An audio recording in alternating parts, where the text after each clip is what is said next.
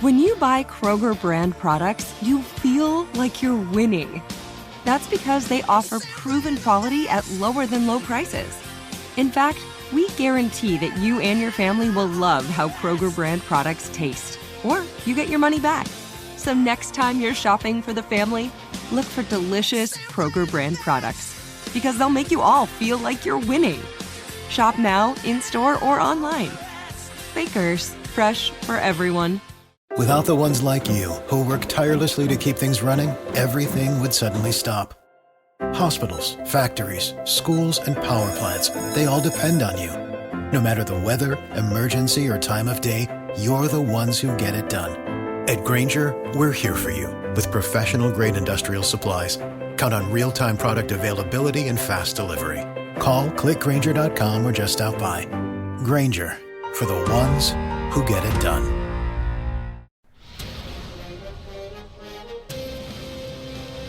It's time for a Big Blue Kickoff Live. Nobody can ever tell you that you couldn't do it, because you did. On Giants.com. You know what I saw? New York Giant pride. And the Giants mobile app. 17-14 is the final. One touchdown, we are world champions. Believe it, and it will happen. Part of the Giants Podcast Network. Let's go out there like a bunch of crazy dogs. Have some fun. Hello, everybody, and welcome to Tuesday's edition of Big Blue Kickoff Live, presented by Cadillac, the official luxury vehicle of the New York Football Giants. I am John Schmeelk, joined as always on Tuesday by Jonathan Casillas. JC, it's good to see you, man. Same here, brother. We haven't hosted together in a while. I'm looking forward to this. Should be fun. And we're going to talk Wisconsin prospects later on in the show. Not washed up former Wisconsin Badgers, but prospects coming into the draft that JC can now live vicariously through. Yeah, but sure. We're going to lead it off with a fellow Big Ten school in Penn State. And we're joined again, like we have been the last few years, by their play-by-play man on the radio, Steve Jones. Steve, you got John Schmeelk and former linebacker Jonathan Casillas right here on Big Blue Kickoff Live. Thanks so much for being with us. And I can tell you, Jonathan was a player. He could get it done. I can tell you that from firsthand knowledge. And great to be with both of you guys. I'm going to leave some of the defensive guys to JC, so I'm going to lead off with the guy that will likely be picked first from your group, though, based on, oddly, he seems to be falling. I don't quite know why. Let's start with Olu Fashanu, Steve, who, to me, I still think is the smoothest pass protector in this class. It's weird. I think when you rewatch him in the run game, he's on the ground a lot, which for a guy that's so athletic and coordinated is weird to me. But I see it on tape. It's there. So just your thoughts on Fashanu. I know he's coming off an injury in the offseason. I wonder if that held him back a little bit this year, on what you saw from him on the field and whether or not you think, based on everything you've seen from so many good Penn State offensive linemen, that he's worth a top 10 pick. Yeah, Olu is a guy that I've seen probably 2 or 3 times in the last 3 weeks, and physically he's fine. So that's not an issue with him right now.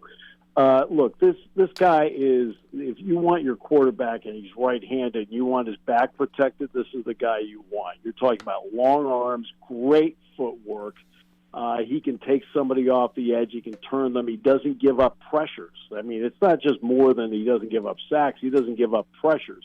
In the run game, though, you're right. He has to be better in the run game, where if you want to get that, those key yards at some point along the way, you need to have that guy to move them off the ball. Can he move them off the ball? Yeah. Does he need to be more consistent at it? Yes. So I would say, as a pass protector, he's better than Alt. You could argue Alt might be better as a run guy. But this is such a pass-happy league. You need to have somebody with that kind of extension, that kind of footwork, that can make the plays that he makes. And you have no questions about him, just because we're not exposed to these guys like you are. Good dude off the field, good dude in the locker room, smart guy, all that stuff that we can't see. He checks all those boxes? Let me put it this way. He came back last year because he values education so much. I mean, he would have been a top 10 pick last year. Yeah. His parents are very much into the education component of it, as is he. So he's got his degree and moving forward. It's a high-character guy that you want to be around all the time. We're going to jump to the defensive side. You'll handle offense. I'll handle defense. I might have one follow-up on Chop. Okay, yeah. Prospect Chop Robinson, one of the coolest names, of course, out of all prospects coming out. Chop Robinson tested very well. Where do you see him falling at? Because you talk about, the NFL's being a pass-happy league, definitely you're correct about that. On the other side of it, though, you got to have great pass rushers. You got to have great guys on the back end, covering these great wide receivers that are now getting paid $30-40 million a year.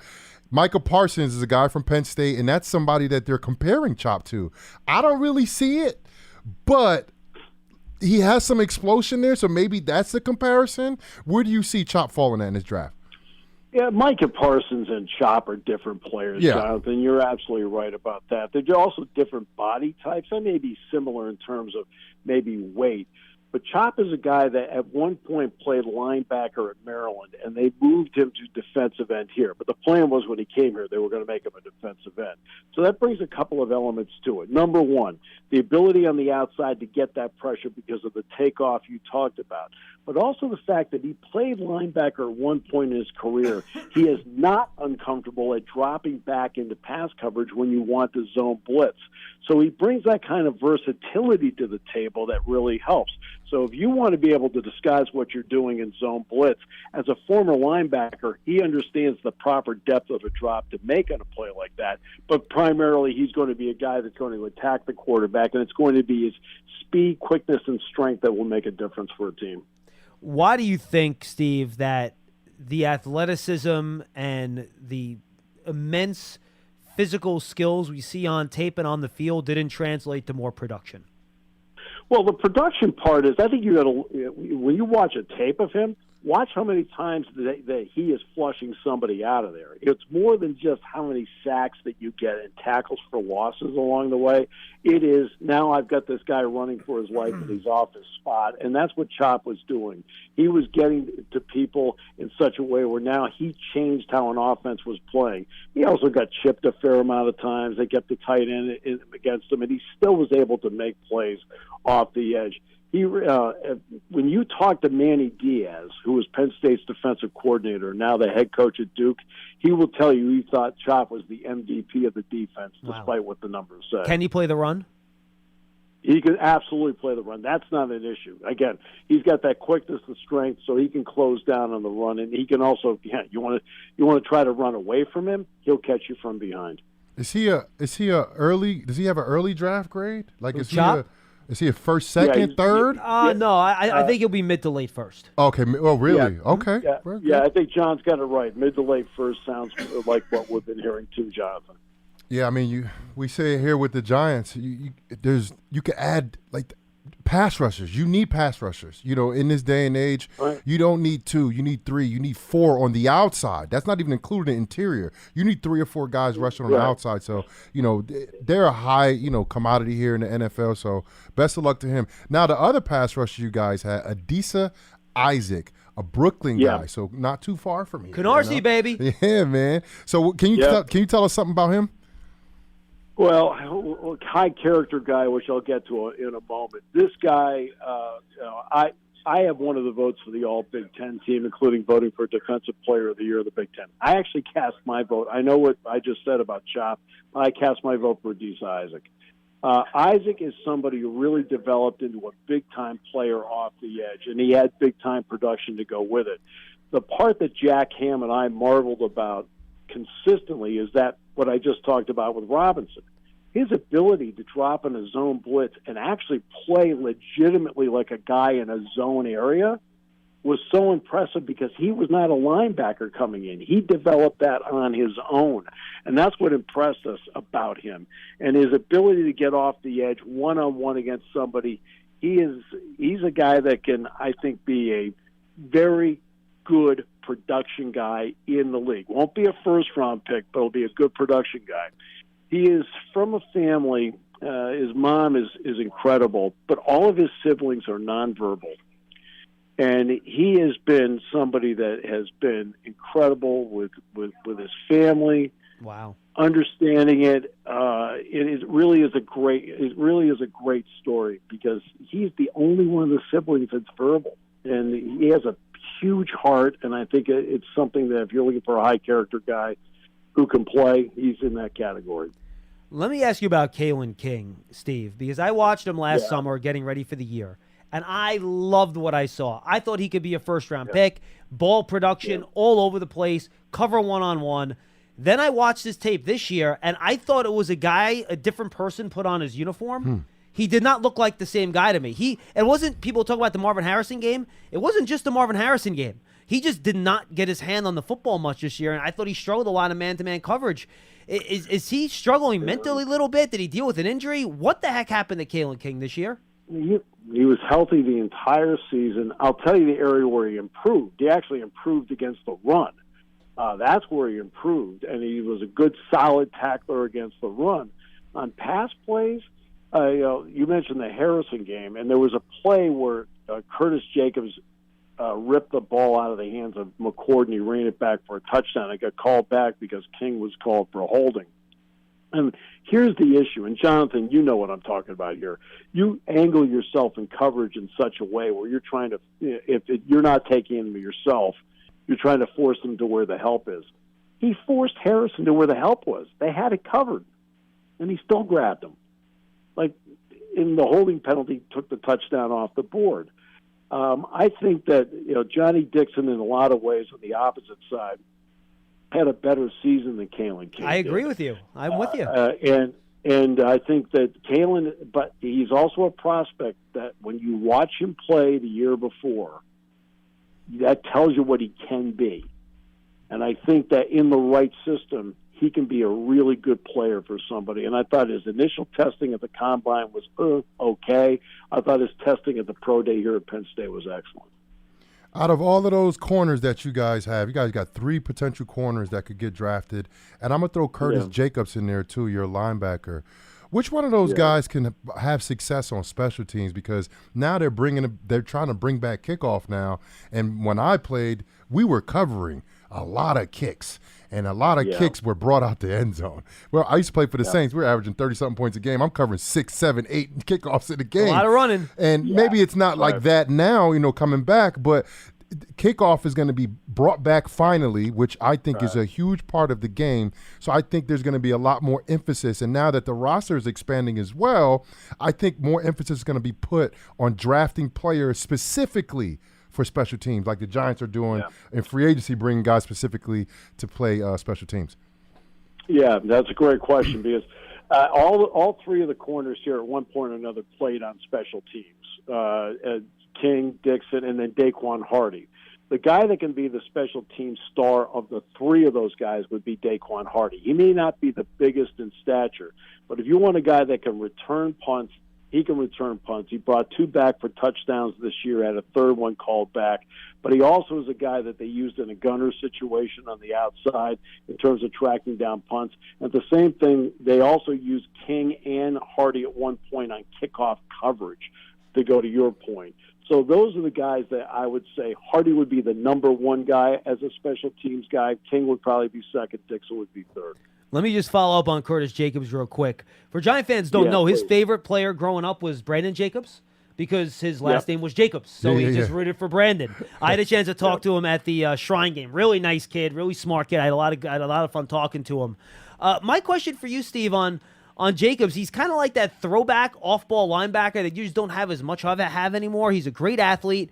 Do you see him as a Mike? Is he going to be the guy that wears that green dot and communicates with the coach, or is he more of your either Will or Sam that's going to play off a middle linebacker? Yeah. Well, first of all, he wore 23 here, so if the Giants get him, does he wear 27? It's free, I think. I'm not sure if he has 27 right now. I have to check that, actually. But just throwing that out there, this is an every down linebacker. He's more of a Will than he is a Mike. But here in the system at Penn State, you have to learn all 3 spots. So when Penn State was going with their what they call the penny package, 3 down linemen, 2 linebackers, he was the guy that was in that middle area there, learning that spot. But for the most part, he was the guy that was the Will, weak side of the field. I think. You don't want to take him off the field because he can cover the pass, excellent against the run, and has the recognition skills that you need at that linebacking spot. Jack Ham's really high on him. If Jack Ham's high on him, that will tell you about what he thinks about him as a linebacker. Yeah, that's good. And I don't think you addressed him. You just kind of spoke about the corners before in regards to special teams. How do you think he'll fare in special teams? Because, he got the size. He has the measurables, and from what you're saying, it sounds like he'd be a good player no matter where you put him at. Oh, yeah, Jacobs on special teams would be terrific because he can run. Yeah. And that's a big part of it. He can run. And, Jonathan, you talk about all the sprints you had to make up and down the field on plays. Jacobs is the kind of guy that would be a really good special teams player for somebody, whether it's in punt coverage or in kickoff coverage. Are you good switching an offense here, JC? Yeah, let's you do good? it. All right, I want to go to Theo Johnson here, Steve. If you build a tight end in a lab, he kind of looks like Theo Johnson. He's 6'6", he's 260. He ran really well. His athletic testing was off the charts. Yet when I watch the tape, I just don't see it quite come all the way together. Well, that's in part because Penn State has been running the last couple of years a two tight end system. So when you're spreading the ball out like that, with both tight ends out there at the same time, so they kind of work off of each other. Theo Johnson is really has become a terrific blocker, excellent hands, good route runner. Look at Brenton Strange, who was a second-round pick by the Jacksonville Jaguars. That's the prototype for the type of tight end that Penn State's putting into the league. And we're going to have the same conversation next year about Tyler Warren when we talk about it. But he is, with the size, the strength, everything that he has, he's going to be an excellent tight end in the league moving forward. He may not be the number one guy out of the gate, but eventually he'll be somebody's number one. Yeah, and if he can block at all, just a little bit. Can he, Steve? You don't have to block that much at that position because they could do things with you. But that's good that he can block. I think, with his measurables and his size, people give a lot of, they pay attention to potential a lot, and the potential for him, I think, is very high. Tight end is a testing position. Oh, That's yeah, what for it sure. is. That's what it is now. Yeah, for sure. Who we got next? You want to go Hunter Norzad, the center? Okay. Steve, what do you think about him?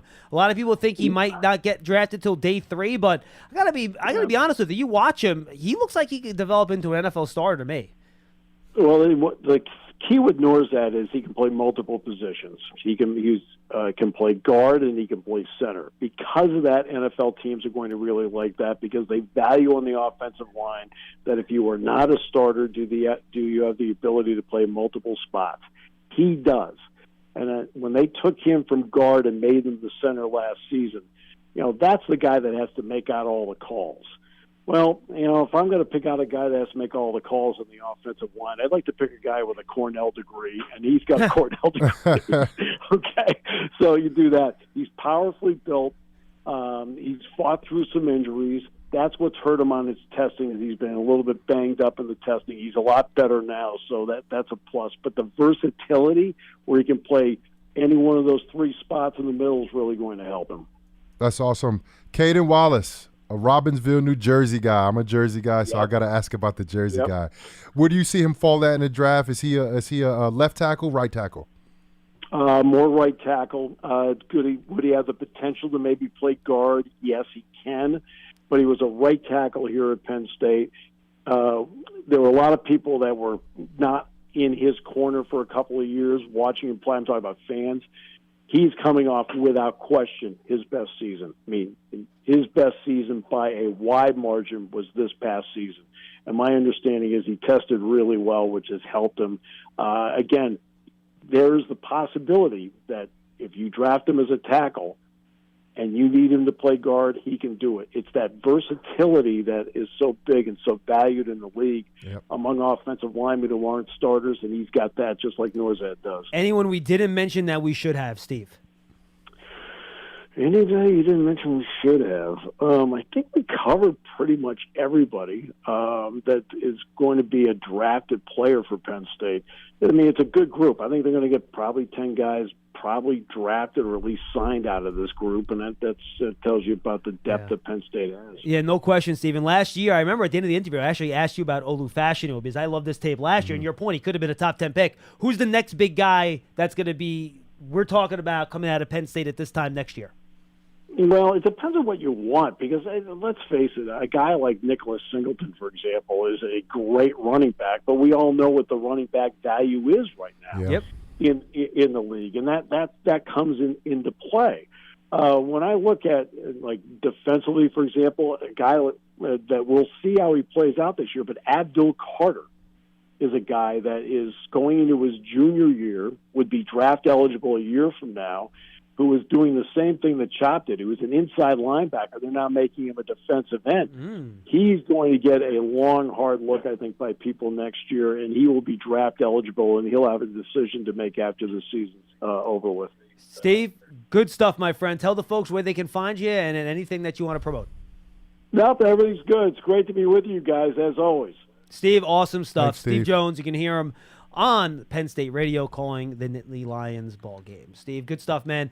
All right, JC, we got about 10 minutes here, so maybe we'll take a couple calls. Do you want to try to squeeze them in? All right, let's squeeze a couple calls in at 201-939-4513. I've seen those lines blinking that whole interview, so someone's really desperate to talk to. Probably Who do you think? Not Who do me. you think is going to be one of our callers? Who do you think it is? I don't know. No one's there right now. We'll see if somebody I pops think it's up. Wilson. You're going to go Wilson? Yeah. I feel like he calls when I'm on. Oh, Does he call all the time? Charlie's very annoyed. I haven't spoke to Charlie. so- I mean, I haven't been on as consistently as I have been during the I'm season. thinking either Charlie or Wilson is my bet. I like it. Could be Len. Let's see. We get Len sometimes Yeah. too. But we definitely had somebody calling in during that whole interview, so I make sure we try to get to them. No, it's not. It's not one of the regulars. No. So we're going to get to him in just a second here. Let's go to DJ in Virginia, Pearson. You can screen one more. DJ, what's going on? Hey, what's up, guys? Love the show. Thank you. What's on your mind? DJ? So I just had two quick questions. So one of them is, I'm just curious about the roster construction of the Giants and the way the NFL is going. Sure. I'm curious, because I know with Dabo's system, they like guys who are a little bit smaller and, guys who can separate and get open.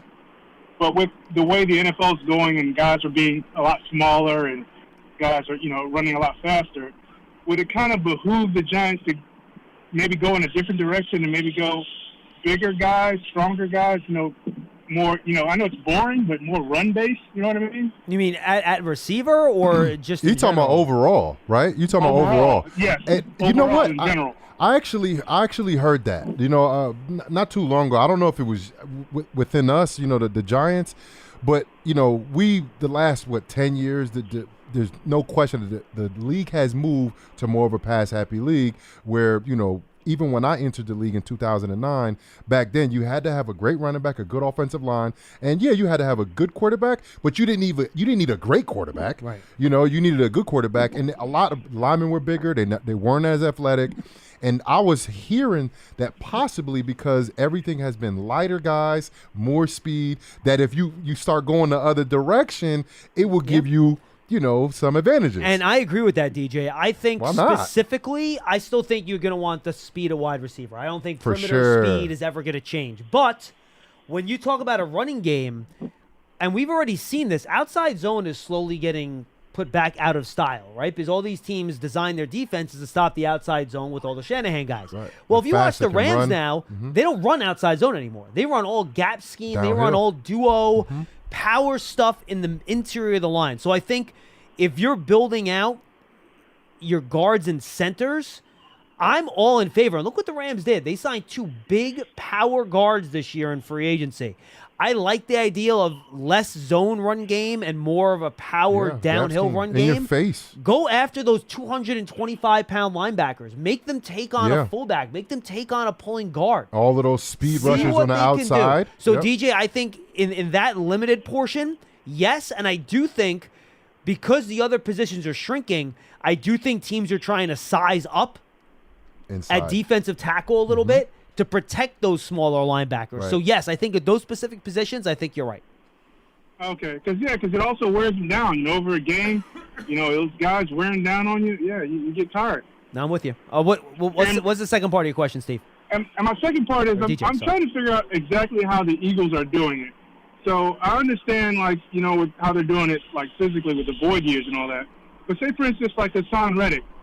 They have Hassan Reddick on the last year of his contract.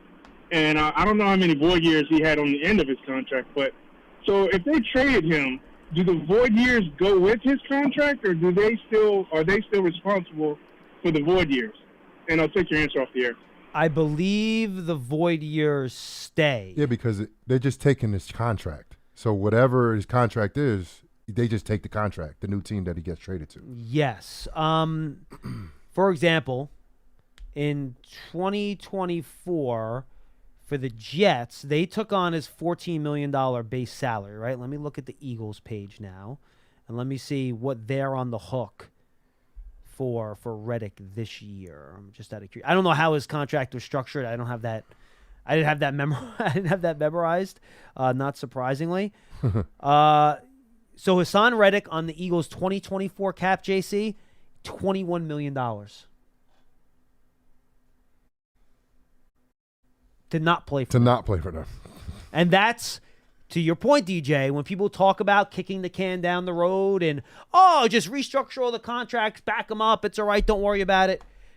$21 million cap hit, dead on the Eagles cap this year for Hassan Reddick. You're going to pay sometime. And that's going to happen with all of these deals. Yeah. With Jalen Hurts' deal eventually, or, they'll probably just, if he keeps playing well, they'll just extend him. Yeah. But all these guys, you put these void years on their contracts, you're going to have a ton of dead money. For example, I'm going to give you just one example. Lane Johnson, all right? I'm looking at it right now. Lane Johnson, right now, has a 34-year-old in his 2024 contract year, right? He has a $15 million cap hit this year, a $1.2 million base salary. Dang. Right? But he has $45 million in dead cap money this year. God. Next year, it's $30 million of dead cap money if they cut him. The year after that, at age 36, it's still $19 million of dead cap money if they cut him. So this is how the Eagles are doing it. They figure, look, we have our window. Yeah. We have Jalen Hurts, and his money doesn't kick in, I still think, for another year or two before his big money base salaries kick in. So that's how they're doing it. And they're saying, we're going to try to win now, and if we don't, in 3 years, we're going to have to tear the whole thing down for a year or two and start over like the Rams have done the last couple of years. Right. People say, the Rams didn't. Look, they were pretty good last year already. Well, just you wait until Matthew Stafford retires, and then you tell me how good the Rams are going to be. Yeah, I hear you. And Aaron Donald just retired. Right. We're going to see. We're going to see. We're going to see. Like, it's going to take a couple years for that team to rebuild. Like, they had one good year last year. They were carried by Puka Nacua, who was a really good draft pick, and Matthew Stafford, who was still Matthew Stafford. Yep. But when Stafford disappears in a year or two and Donald just retired, that team's going to have problems. Yeah. Unless they start addressing it, free agency through the draft. And just look at the Saints. The Saints are not able to build a roster because they keep pushing all their money back. It's just the way it is. It's like once Drew Brees basically stepped down, and it's hard to recover from somebody like leaving like that. Like, I had no idea this Lane Johnson contract was this ridiculous. I mean, there's a chance he retires after this year. They have $30 million of dead cap money. Sheesh. They figured it out somehow, though, in terms of the product that they put on the field. They had all these void years and everything, and that makes it complicated. Maybe he retires, some of those go away. I don't know the answer to that because a lot of this stuff is beyond me in terms of – I'm going to have to ask our cap guy upstairs how that works with void years because it's complicated, and that's another – I had the things all figured out until these void years started coming in. It's a little bit more complicated. So just something to keep in mind. And I was generic because I was undrafted, and my contract didn't look like any of these numbers that I'm looking at in front of me. But that tell you, $15 million cap hit for Lane Johnson, and their base salaries are all low. It's just $1.2 million. They put it on bonus structure, and they put bonuses down the road that kick in. And again, I'd have to look more into the details of the contract. Which is both good for the player too, because it puts money in their pocket right now. Yep, sure. And there's nothing better than that. Like it's cool having a nice high salary, but if you get most of that in a signing bonus before you play, you feel a little bit happier. No question. About that. I'd rather have my money today than a hamburger for tomorrow. Man, you know what I'm saying? All right, let's go to Donnie in Queens. Donnie, hope I didn't get you in trouble last week keeping you on too long, bro. Nah, it was all good. Okay. I figured I'd better take the initiative and get off before that happened. Yeah, very good idea, Donnie. What do you got today, my man? So I actually had a flight Friday night, so I saved the mock draft you guys did for the flight. And I was sitting there scratching names off as you guys went myself to follow along. And I kind of got to that pick 47, and I've kind of felt this way all along, is that I'm really excited about the value that's presenting itself there. Now, obviously, on draft night, anything can happen. A player falls, and you say, I can't believe he's here and whatnot. But I do feel like, putting the quarterback thing aside, let's say the Giants take a receiver at 6. You're taking a stab at a frontline player there.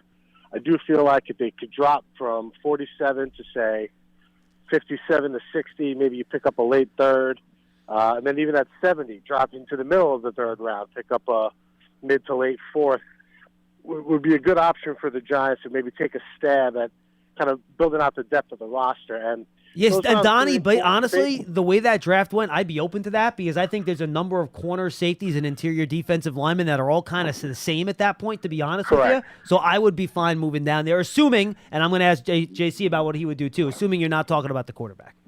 Yeah, I mean, I was. Go ahead. No, you go. Yeah, I was saying at that point, you're moving back. You guys are debating the corners.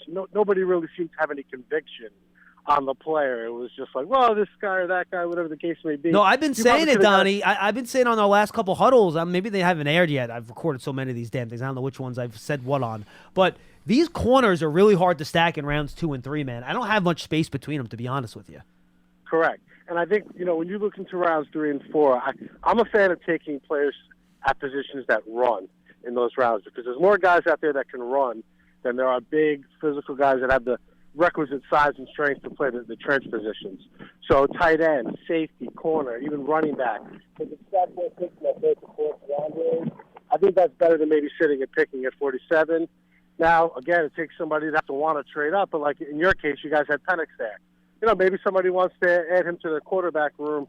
That would be a good idea. So just my thoughts on the entire exercise, and I'll hang up and listen to the rest. No, I appreciate it, Donnie. And JC, I want to get your take now, okay? Yeah, I mean, look, there's like a science to leading up to it, but there's no science in figuring out who's actually going to be a good football player in the NFL. Zero science. There's science up to the draft, leading up to it, how you scout, how you look at guys, what you're looking for. But none of these guys are guaranteed to do anything in the NFL. And luck has to do with it. Being healthy has to do with it. Being actually capable to handle NFL playbooks had a lot to do with it. Look at last year. Who was the best rookie receiver last year?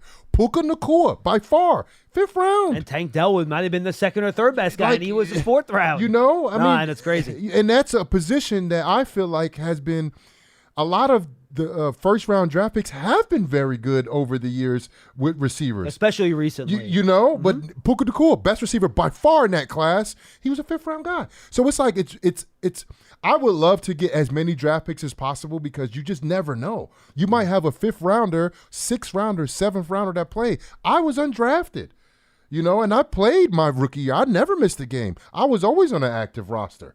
So like you had a guy that was drafted the 4th round to the same year as me to the same team, and he barely played in the NFL. Like Aaron Curry, my year was drafted number 2 or 3 overall. He barely played in the NFL. He was one of the best prospects coming out. It's just so hard to predict.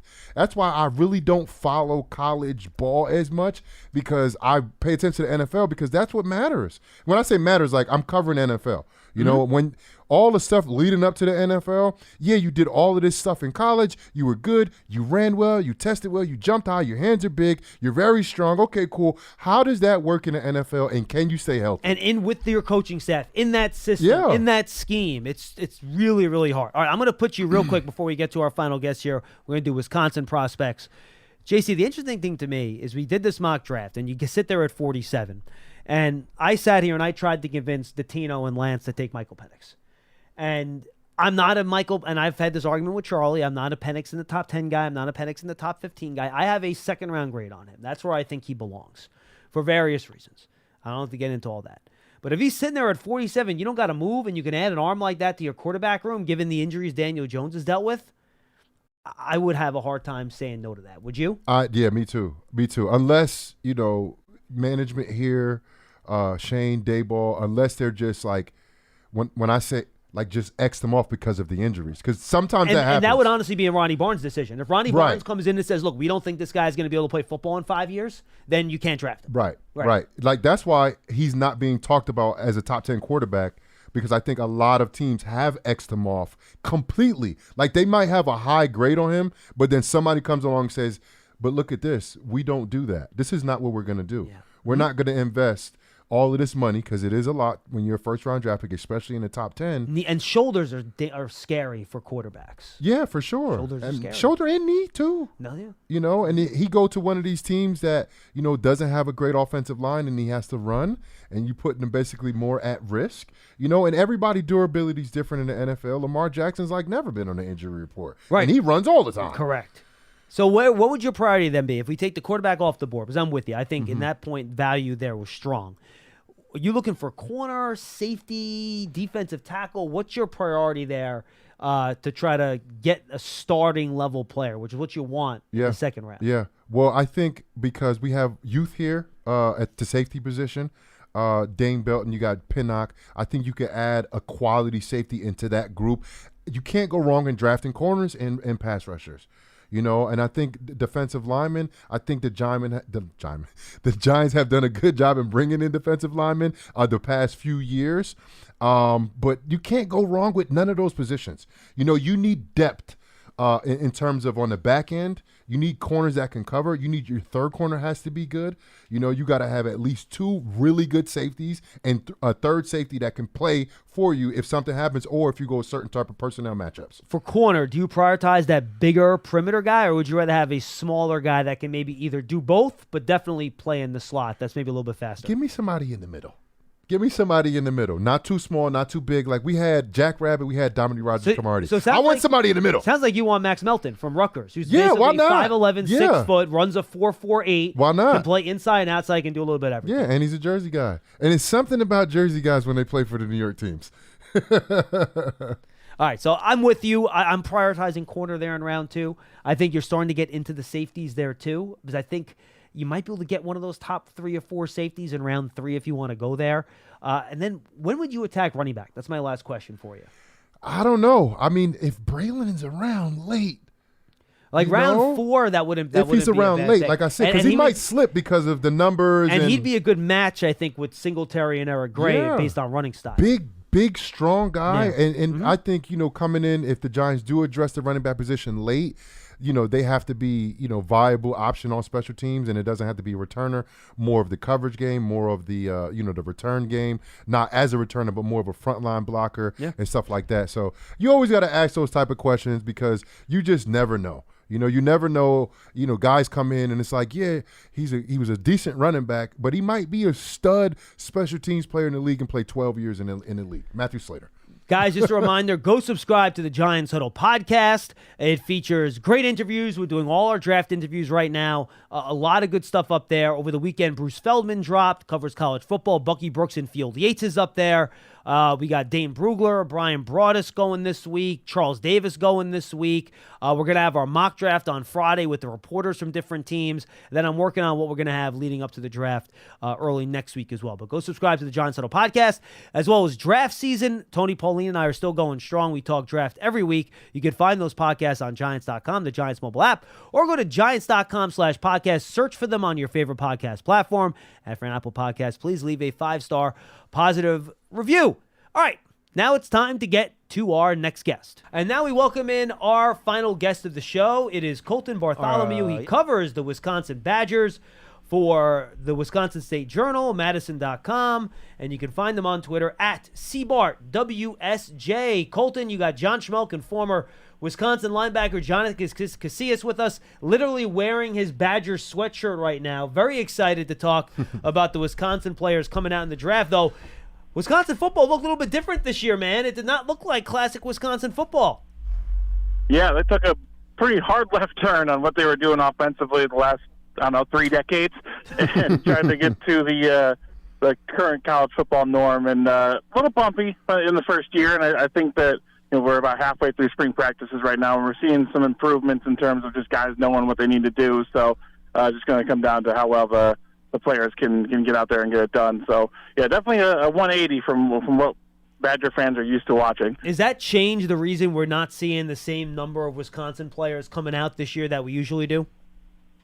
I think definitely that played a role into it. And then obviously I think that you look at the last few years, they've had some pretty good recruiting classes. If you look at 19, 20, and 21, those would be those classes that would be in the in your upperclassmen years right now that you would be going into the NFL. But a lot of those guys didn't end up panning out in the college football world for whatever reason. Injuries, some of them transferred to other schools. So, yeah, just not as many Badger players are matriculating the same way or at the same rate right now. And, I know that's something that this coaching staff is really focused on getting back to, because they want to be seen as a development program that, if you go to Wisconsin, you give them, a few years at least, you're going to get to the NFL. So that's something they're very focused on.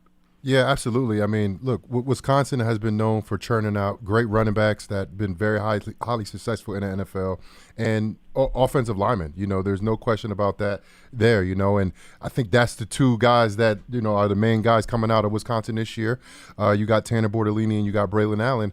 My question is, because, of course, Braylon Allen's a talent.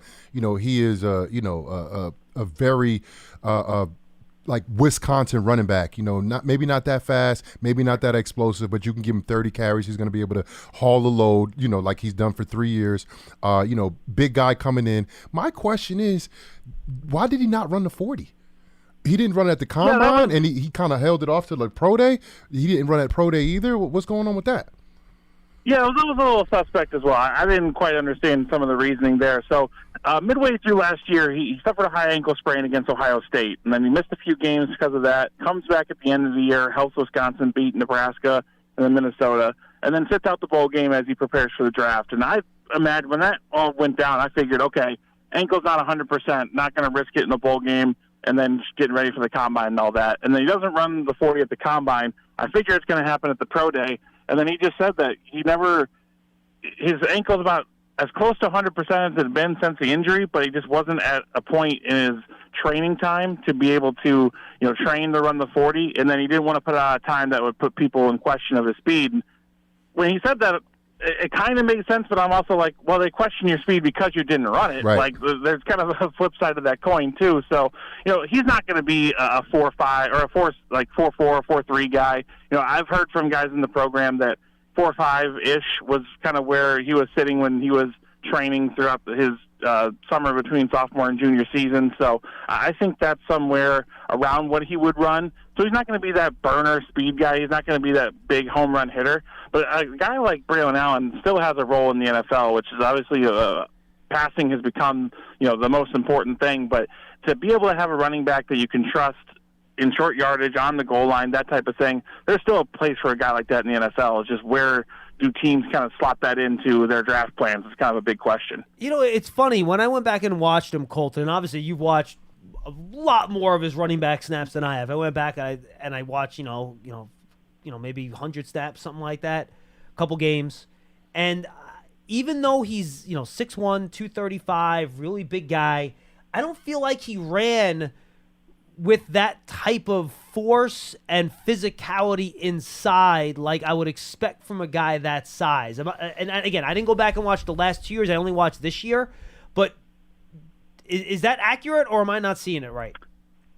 No, I think you're correct on this past season, because I think part of the difference with this offense was there was so much more space with the team. Just formationally, there was so much more space between how the offensive line aligned, what they were doing. And I think he had the biggest challenge on the offense of adjusting to it, because they brought in a new quarterback that had been used to, a spread air raid type of system. Offensive linemen, at the end of the day, yes, there was more space, but there was really still zone power, things that they were all kind of used to. He really had to adjust his landmarks of where he's looking on a run play, the types of things he's trying to do, finding holes. And, one of the things I think because he's so young in his running back career, decisiveness has always been kind of a question mark in my mind. Is like, when do you decide where the hole is, and if it's not quite there, are you just going to try to run through somebody and make it? At times throughout his first 2 years, he would do that, and he was pretty successful with it. I think with this last season in offensive change, he resorted back to waiting for a hole to open a little bit too long, maybe not trusting quite what he was seeing as blocks developed, and I think you saw a little bit too much dancing before the line of scrimmage. But then there were some games, I think the Minnesota game, the last game of the regular season last year in particular, he really just said, I'm going for it, and this is going to be my last college game. I think that's where you saw some of that power and some of the better runs that he had of the whole year against a decent Minnesota defense, even though it had some of its struggles as well. So I think freshman and sophomore year, Braylon Allen had a little bit more of that power you would expect for him to have at his size. And then the adjustment here in this last season slowed him down a little bit, I think, when he got the ball. Yeah, and to be honest, those things, not running a 40, not having as productive as his junior year as he did his freshman, sophomore years, might actually hurt him a little bit in the draft, possibly having him slide to the later rounds. But if he does get, slides to the later rounds and does get picked up as a late round draft pick, he will be one of the biggest steals of the draft. Because I don't think, look, I don't watch too much Wisconsin football as I used to when I played football, but I watch a little bit more than Schmeelk the last few years, and he's been a beast. I don't think you can, look at his film and be like, oh, he's not a quality running back. He's definitely a quality running back. And by the way, you made this point, Colton. He's only just turned 20. Just turned 20. He reclassified in high school, right? So to JC's point, this is a guy that also is extremely young. He's only 20 years old. Extremely young. And if he happens to slide in the draft, which potentially, the things that are happening with him his senior year, the injury that happened, the production, and then also not running the 40, that might turn some heads. But if he's a guy that gets drafted late, he'll be one of the biggest steals of the draft, because I think this guy, if he could be a second string running back, but sometimes second string running backs snap off. They get 20 carries and all of a sudden they're like, oh, this guy can actually play some football. Yeah. And I see Braylon Allen kind of fit into that mold. Yeah, no, I'm with you guys. Like you mentioned, he's just turned 20 in January. I believe he's the youngest player in the entire draft class. Mm-hmm. And when you look at this, where the NFL is at right now, there are not too many teams that are just saying, here is our one running back. This is our bell cow. This is the guy that's getting the ball all the time. And when you have a guy like Braylon Allen with the size that he has and some of the skill sets that he could, continue to develop, I think that he'll be a nice complement to a team that maybe has a little bit more of a slasher or a burner type of running back.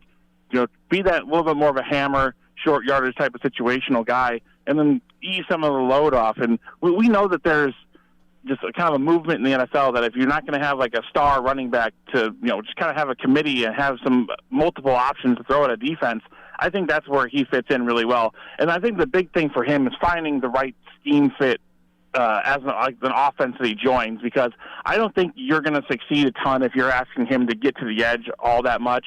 I think his number one kind of strength is, a power gap type of scheme. So if he goes to the right team that has that, I think he's going to be in a good situation. If, that's not great schematic fit right away, then some of more of those questions will pop up for him. But, that's really kind of a thing you could say about a lot of draft eligible players is if you go to the right system, you're going to be more successful. And then if you don't, there's going to be some struggles that, get maybe unfairly tacked to your skill set. Before we jump to Bortolini here, I'll let JC do that. Isaac Guerrero was a Wisconsin running back that was there, transferred, played at Louisville last year. Colton, and similar size-wise to Braylon Allen, but he tested extremely well. What was your experience with Guerrero in Wisconsin?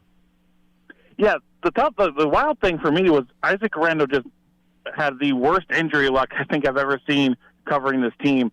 It was Braylon Allen's freshman year, so 2021.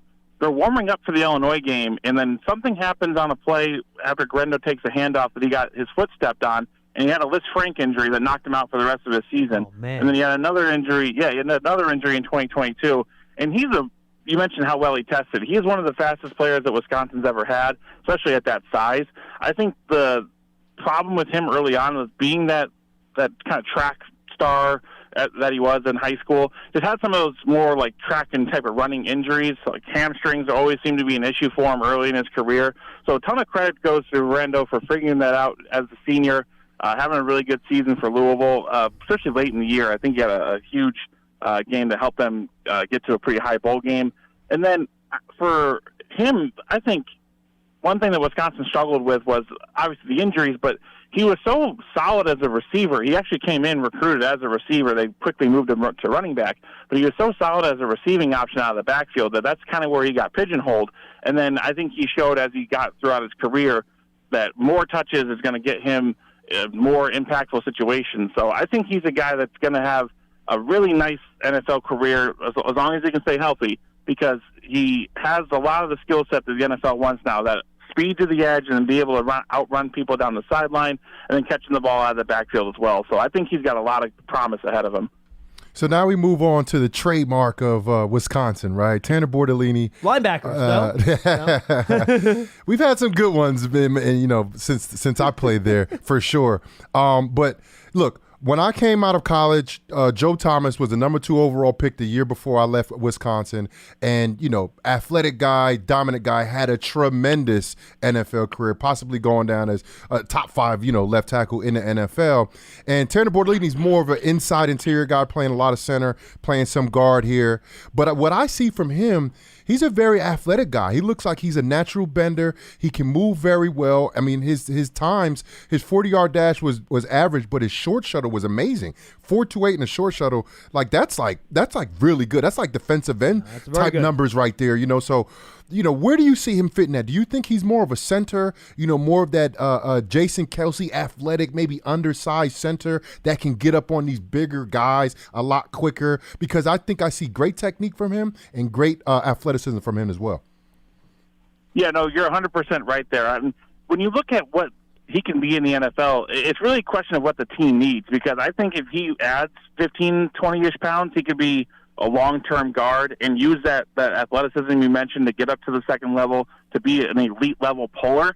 And then if he plays center, I think he stays around the same weight that he's at right now, right around that 300 mark, and then is that kind of athletic, can be the guy that jumps out to a blitzing linebacker on the outside if you need him to, can do a lot of things where you're starting to see NFL teams pull centers more often now, and that was something that Wisconsin did in its old system in particular with Bartolome quite a bit. So I think the thing that's the big question for him is how much more consistent can he make his snaps? That was something that really kind of hampered him this last season here at Wisconsin. The snaps were just inconsistent and not quite fast enough most of the time. So he was playing out of necessity because of some injury situations here at Wisconsin, but I think he's going to be able to be a long-term pro, whichever spot the team wants him at, because you mentioned that athleticism, but the technique, if he stays healthy, especially with his lower body, he does a lot of his work with his feet, getting under guys because he's got that ability to bend and uses his leverage really well. I think as long as he stays healthy there and then gets just a little bit stronger with his upper body, to sustain some of the blocks that he's going to need to in the NFL, he's going to be a long-term pro. And like you said, Wisconsin's got that reputation that even with some of the changes they've had here, he had 3 offensive line coaches in his last 3 seasons, but they all have still hammered home some of the techniques that have kind of made Wisconsin known, and that's something that's going to help him be ready to play right away, I think, as long as a team kind of has a distinct plan for him right away and doesn't ask him to be a hybrid and just kind of lets him be either a guard or a center right away. Final one for me, Colton, and JC will just ask if there's anyone else left that you like. I think it's instructive for a guy like Bartolome that, to your point, you've seen him in a bunch of different systems now, right? So where did he play best? Did he play better in that spread system they had now? Was he better in that power system? Is he more of a zone blocker, gap blocker? Is he such a good athlete, but he also, I watched him close up in one-on-ones at the Senior Bowl. I thought he showed a really good anchor, too, to show off his strength. So where do you think he played his best football in terms of how Wisconsin was using him? I think his best strength would be at guard and more of a power system, and then he can be that puller for you. And I think that's something that's almost becoming kind of a lost art, where that pulling guard comes around and it has to block, either an inside linebacker that's kind of screaming from the inside and scraping over the top, or that outside linebacker that's crashing down and trying to collapse the hole. He's shown the ability to do both of those things. I mentioned the snap issues at center, but I just think overall giving him a little bit more of an angle with some of his blocks as opposed to the head-up blocks that you would have to with some one techniques in the NFL, that'd be a little bit more of a challenge for him. I think that guard would be his best spot if he had kind of his druthers, but I think he knows that positional versatility, especially on the interior, is how you stay in the NFL, right? You've got to be able to jump into center if they need you to. So I think if he had to pick, he would play guard, but I think he's kind of selling himself as that guy that can do both for you and be that, if he doesn't start right away, be that 6th lineman that's a backup for 2 or 3 spots. Yeah, that's a very valuable position in the NFL. You can ask the New York Giants if we had that nice 6th lineman this year, or how good we'd have been. Right. So I'm looking at the list of potential draft prospects from Wisconsin, and I know the name Jametta.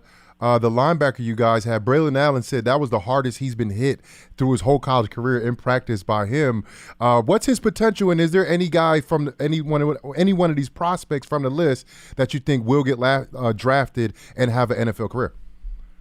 Yeah, I think for Mumajongmeta, the linebacker you mentioned, he's going to have to be kind of a situational, I think, run stopper type of linebacker. I just don't think that speed-wise he's going to have what you need to cover a lot of space in the NFL. But if you're just talking about downhill, attacking the football and attacking the run game, that was his biggest strength throughout his college career. And he got better and better as his career went along. He became a starter as a junior, had a really good season, led the team in tackles. And then this past season, when they changed the defense, tried to bring in some more 3-3-5 elements with Mike Tressel, the new defensive coordinator, I think being asked to play in more space hurt some of his chances on the field, and we saw him not play quite as much in the middle of the year. I think that if a team sees him as a first and second down type of player and it kicks him off the field in sub packages, I think that's kind of his role in the NFL. I just don't think he's going to be that every down guy, and maybe he develops into that. Maybe he gets a little bit faster. We've seen Leo Chanel with the Chiefs, obviously a bigger body and a better athlete overall, but a guy that's starting to develop into being able to be on the field a little bit more with the same profile as a run stopper. But in terms of other guys I like, I don't know if he's going to get drafted.